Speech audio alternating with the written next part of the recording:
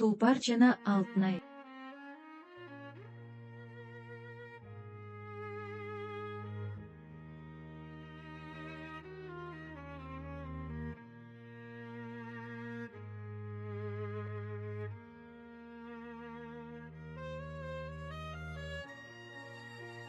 Кыргыздын кыйры жок жайлоолорунда, ак кар баскан тоолордо, шамал байыркы уламыштарды шыбырап турган жерде кичинекей кулун төрөлдү.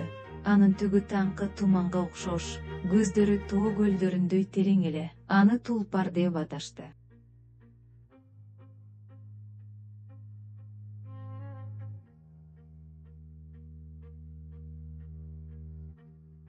Ошол эле айылда жайлуу үйдө Алтынай аттуу кичинекей кыз жашачу. Ал ачылып эч ким менен сүйлөшпөгөн үчүн аны сөзсүз түшүнгөн досунун болушун көп кыялданчу.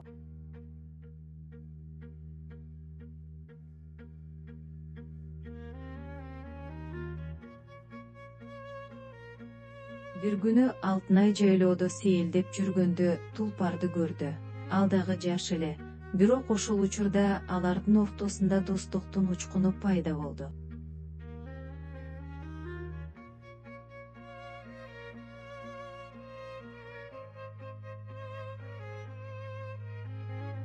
Алар бирге чоңошту. Тулпар күчтүү жана ылдам атка айланды. Ал эми Алтынай кайраттуу жана боорукер кыз болуп өстү. Алар күндөрүн тоо жолдорун изилдеп, шамалдын ырларын угуу менен өткөрүшчү.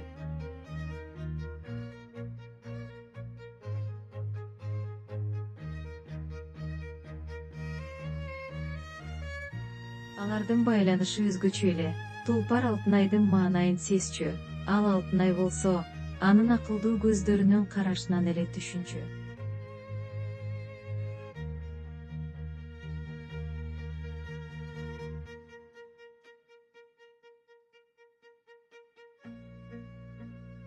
Бир күнү кыштоого катуу кыш келди.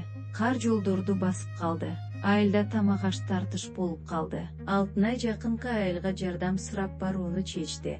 Ал кичине экенине карабастан аттанмай болду.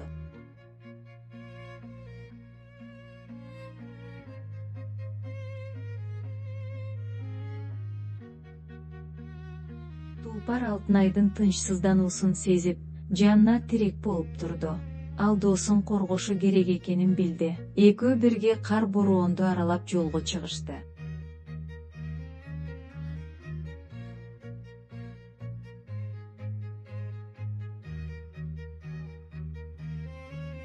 Капысынан алардын жолуна кичинекей кар көчкү түшүп, жолду тосуп калды.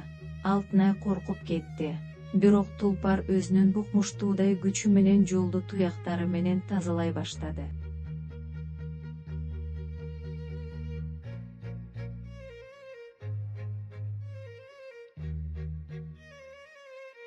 Тулпардын берилгендиги менен күчүнүн аркасында алар жолду басып өтүштү. Алтынай комушу айылга жетти. Жардам алардын айылына келди.